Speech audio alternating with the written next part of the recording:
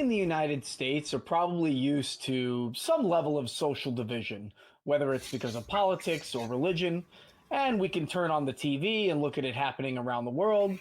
That's going to bring us to Manchester, the UK. And Eli is going to break down tonight's article. Less than a week ago, as of recording this on October 2nd, a man in Manchester, England, drove his car into a group of people at Heaton Park, Hebrew congregation synagogue, as they were gathered on Yom Kippur, the holiest day of the Jewish calendar. Following that, he exited his vehicle and proceeded to stab several members of the community before being shot and killed by police. In this tragic attack, 2 people lost their lives, one of them as a result of police gunfire, it would turn out, and several others were left injured, and the Heaton Park congregation is left in grief and terror. The gentlemen who lost their lives were named Adrian Dalby and Melvin Kravitz. This story was published by CNN, authored by Ivana Kotasova on October 3rd, 2025. Yeah, horrible, horrible story. So sad that religion is still doing this to people. So sad that people can't live in peace with one another despite their differences. And so, before we get into the real meat and potatoes of this story, I just want to take this time to say that the atheist community of Austin and we at the nonprofits do not condone violence, religious violence especially, but violence of any kind on any group, regardless of how impacts might be felt by different events around the world. We need to keep that stuff just out of our homes and out of our communities and learn to live together. And on that note, Eli, the Jewish community in the UK, as depicted in this story, feels incredibly unsafe. This event being one of those reasons. But can you speak more to the magnitude of fear that the Jewish people feel, and what outcomes are they looking for? Yeah, at least, based on those interviewed. Yom Kippur is a day in which Jewish people don't use technology.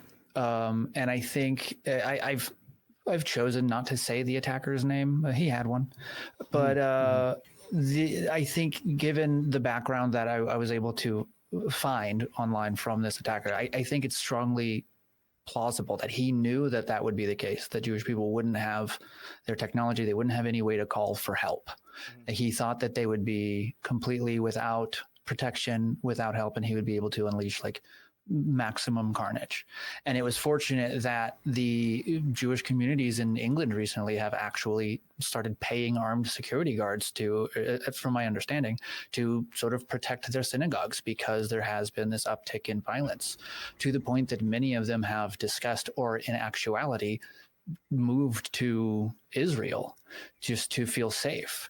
And the irony of that is that it was England that established, or has had a very large part in establishing Israel where it is in the world today, and giving Jewish people that safe, that their own country in the wake of the Holocaust.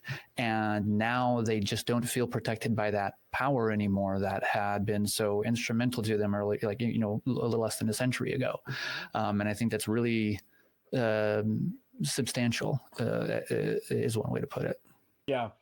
Yeah, and I have some things to say about that. I do see a great deal of irony in that as well, but not just for the reason that they would want to go to Israel, where arguably one of the most horrific conflicts is taking place. Maybe not so much in Israel as in Gaza, but to go to safety because of the conditions in these communities. So not only is that ironic, but just in general, from a religious perspective, these people hate each other because of their religion. What is their God doing to protect them? They're hiring armed security guards. Why can't their God have the heart or the power to fix these problems, and instead lead to the employment of people with weapons? That just makes it worse. I think there's a great deal of irony and a great deal of hypocrisy in this. But in keeping with what's happening in this particular story that this article was written around, I think, Jonathan, you've got some experience in situations like this. You worked in emergency preparedness for a long time. I wonder what your experiences taught you about dealing with an issue like this, or if you ever had to deal with something like this yourself. Not directly like this. I've had to deal with predominantly the Oakland Hills fire, if you remember that, back in the late 80s, early 90s. But I have worked in emergency preparedness, and what struck me the hardest is not that some jihadists wanted to hurt people. That's kind of average. But and that they wanted to die doing it, when in this case they did. But the timing, the whole timing of this. None of the observant Jewish, again, were able to use phones or anything else. So a lot of the relatives and friends of these people were sitting at home wondering why all the emergency responders went by the house. They couldn't find out anything about their people, their families, none of that. So it was until they got a chance to get out and go down there, which gives you another problem: crowd control. In a scene like that, which may or may not be actually resolved yet, you have a crowd starts to collect, and if the person who's doing this is still functioning, that crowd now becomes a liability, or somebody who could be injured as well. So you're restricting the options of the responding people. So that's something that really bothers me about how we react to these things. You don't need a crowd there. You need to let the emergency responders and the police do their job. Once it's calmed down and the tape starts going up, okay, go and get your press and everything in there. But while it's happening is not a very good idea. And 6 people have been arrested in conjunction with this attack. So this was planned. Yeah. And that doesn't surprise me at all. Usually this is cells of people, terrorists, basically little cells of people who work out what they're going to do to whom. Yeah. And, so it's like, you need to, I will say one thing I want to get clear is that Islamists need to reevaluate their theology if it even permits this kind of thing to develop. It doesn't matter whether permitting it to be done, it's that they allow it to happen at all. Yeah.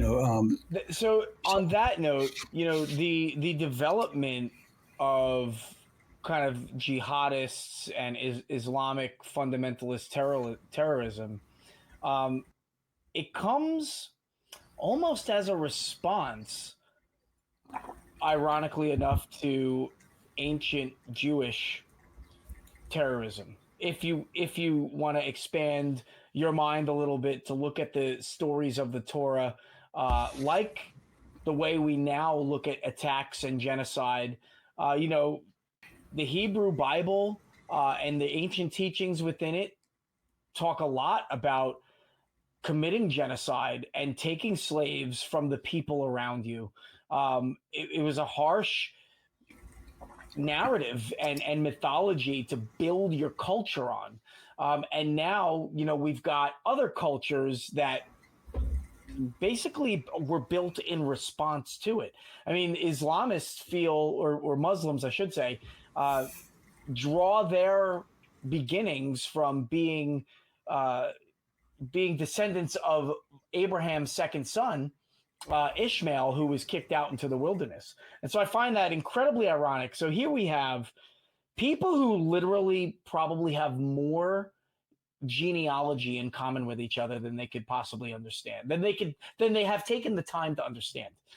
They come from the same tribes, right? And now they're killing each other on an international scale. It is unfathomable. I would never have thought that I would have heard something like this. But after getting to learn about the history of these cultures, to see that this is finding its way into multiple country after country after country, it's disturbing. And, it's a good reason to look at religion and say, well, what the hell good is it doing? Eli, I had some thoughts on this, and I wanted to kind of see what you thought about it. So, the Greater Manchester Police Chief, Stephen Watson, blames the British government for the hostile environment, right? And in this article, he was quoted as saying that he's angry at the British government for recognizing a Palestinian state, right? Something that he considers a reward for terrorism. Not only do I think that this is an incredibly inhumane perspective for this police chief to take, but I think it demonstrates a lack of education surrounding this set of circumstances. And I just wanted to see, what is your take on that? Because I think many people look at Palestine and they just think Hamas, right? Mm-hmm. And that is clearly what this police chief, in my opinion, is doing. So what is your reflection on that? Yeah, I considered not using this article this week because of that what was said about Palestine in it. And I think I agree. I think it shows a lack of just really understanding what is actually going on in Palestine. And like Palestinian people and Hamas are different phenomena, and there's like a political, there's so much. It's so intricate and like you got into it a little bit. This history goes back millennia, and there's so much of it to cover that. The idea of, I don't like borders to begin with. I think borders are a silly construct, but because we have them, I think the idea of not recognizing a huge swath of people just be like over this like religious feud, I agree with what I'm getting at is basically, I agree with your take on like the police chief's sort of view on this, is that it's not productive, it's not helpful, and it is sort of dangerous in the sense that police chief is charged with protecting people in England, and some of those people are of Palestinian origin or descent. And if that's how he feels, is he actually doing his job to the extent that he should be, given those circumstances? Manchester has one of the biggest Islamic populations in the UK, and many Muslims have taken it upon themselves, because they are in that country and in other countries, Germany, France.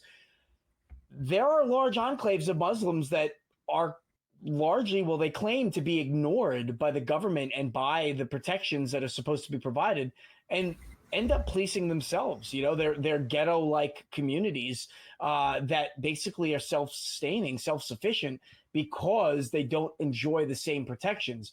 And to see you're right, that's a great point that I didn't consider, to see a police chief ostracize these people verbally, whether he's talking about the Palestinian state or not, just goes to show maybe what he thinks of this conflict and its far-reaching impacts in general. And I have some conflict of my own of considering religion a good way to preserve your own life or the culture. The culture. And so, Jonathan, I wanted to ask you, is religion, does it stand in contrast to self-preservation, although it claims the opposite? I think that's pretty evident when you start looking at the history of Europe and European, going back a couple thousand years to the present. Religion has played major roles in most every conflict since Rome, and before Rome. Not so much in the Greek wars, but that was more ethnic. But when you look at things like that, and you look at the history of Palestine, and you get to know that Palestinians, like on the West Bank, were settlers come in and take their farms from them. Now, these are like olive orchards and things like that that have been being grown for 1,000 years under the same family, and they're ripped off their land. Is that going to piss you off? Piss me off. When you have no options, and the religion is what's causing you to have that kind of problems, then rather than look at your religion or your ethnicity and say, okay, this is discrimination. The way we have to approach this is to try and get equal treatment under the law. Instead, you decide that all those other religionists who did this to you now need to die. Or the other way around, where the people coming in and taking the land say, well, you're not using this land the way we think you should, so we're going to just, kill all of you. That whole philosophy based on a religious background is where you get this kind of thing. Palestine was created as a nation after the fall of the Ottoman Empire. It was carved out as Palestine, by colonial forces. And the same colonial forces decided that they were going to cut that up and give part of it to, after World War II, and give a part of an already sovereign nation to a third party, to the Israelis, and create a new nation out of somebody else's land. So this is the kind of background you have to know. And then there were wars, and it expanded. They were just given a part of Palestine in the north, right? And then Six-Day War, all those wars in the 60s, 50s and 60s and into the 70s, and as recently as Gaza, were added to Israel's territory. And Jerusalem was always split because this is good stuff. That's a thing. Yeah, I mean, how do you get two groups of people who have literally stomped on each other for ages, to just say stop, especially when it's religiously biased? Yeah, well, I don't think a way of doing that is by demonizing one side or the other. And I'm gonna exercise a little bias here, but especially in the case of this police chief, maybe demonizing the victims. Okay, because Hamas did something horrible to the people that they govern by starting this latest round of conflict. And now those people that they govern are grouped in with Hamas. And so, the whole system based on this religion it's just not getting anywhere. It's not getting anywhere. And this is tonight's episode. And it's dangerous. Absolutely. And tonight's episode is a good cap off to what we've talked about all week. On Monday, we had the conflict between a religious system and a more secular system, a religious system that was harming an innocent man and a secular system that had to come and ensure their rights. On Wednesday, we talked about building an atheist community. Well, why is that so difficult? Because religion has painted atheists as bad people, and it's unsafe and scary for people to step out and say, hey, I'm an atheist or I'm not religious. And here we have it. Two of the older world religions still at war with each other. For what? Without religion, I don't see this happening. Without religion, I don't see this happening. And so Eli, I want to ask you, you're our master and producer here. You chose this article. I want to know why you picked this article to talk about tonight. What stood out to you as something that you thought the viewers would learn something from, besides Jonathan's excellent crash course in Palestinian history? John is always on it with the history trivia. Yeah. But what I and actually two articles this week and in some recent weeks I've wanted to. I think that we typically focus on things that are happening in the United States as far as atheism and separation of religion and government and like trying to live in a secular society, not realizing that like as far as secular societies go, we have a lot we have a lot of work to do. But as far as societies go, that we are as secular as we are is fortunate. That we don't experience the religious violence that we don't experience, that there is in so many places of the world, is extremely fortunate. And it is, now I of course am speaking from a position of extreme privilege just based on my demographics, but it is, you know, I not being affected by many of the things, directly affected by many of the things that are happening in our country today, it is easy for me to say, like, oh, well, we don't have to always focus on this. Like, we have to remember there's stuff going on other places too. And that's what I'm, you know, recognizing as a somewhat privileged statement. But there are humanists, there are atheists all over the world that do need community. I think just remembering that is a good thing to do sometimes. Absolutely. Excellent.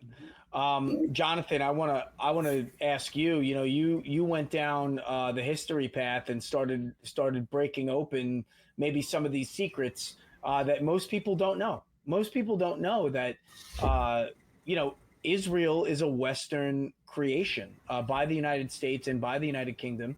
And, you know, it didn't work out. Okay. I would call it a failed state.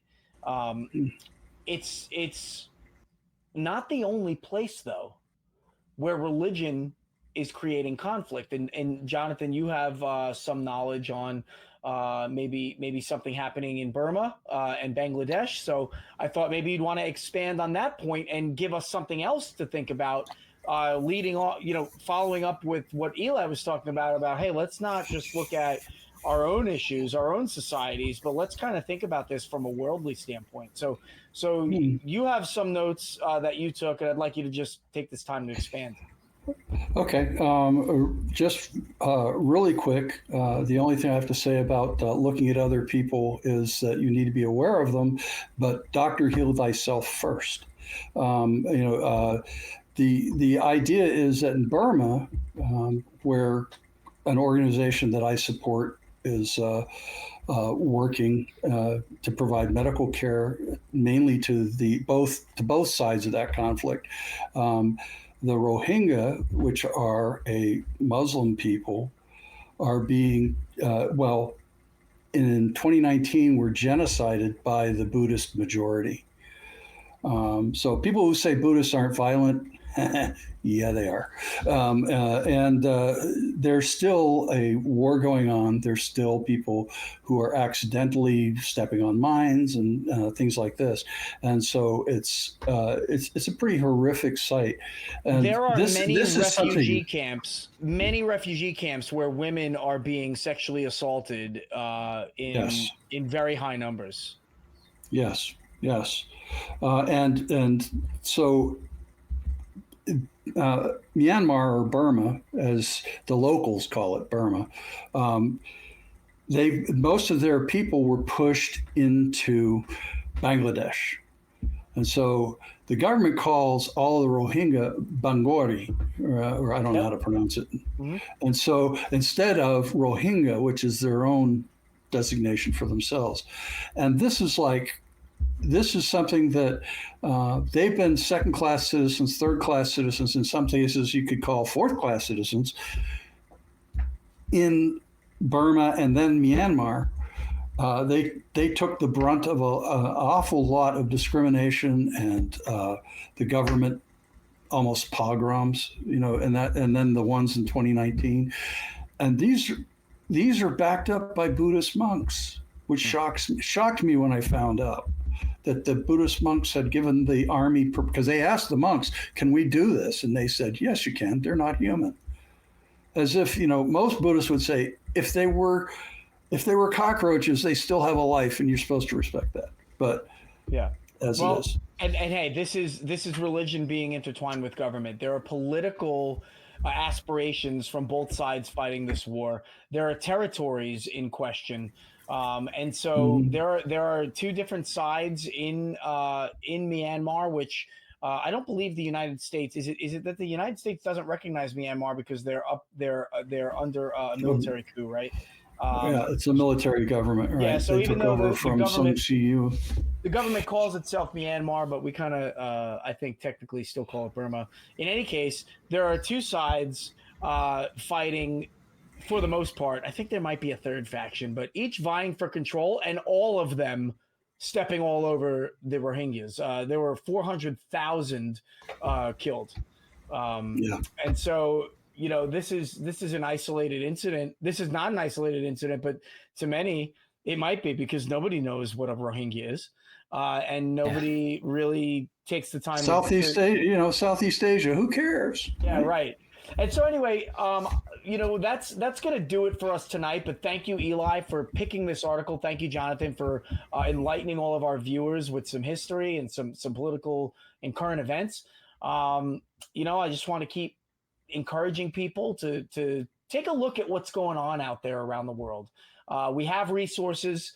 We have ways of finding information. Just get curious, go out there and check it out. And I think you'll definitely walk away a little bit more educated. So thanks for tuning in. Have a wonderful weekend. And we will see you next week for the Nonprofits, Mondays, Wednesdays, Fridays, 6 p.m. Central, 7 p.m. Eastern. Thank you.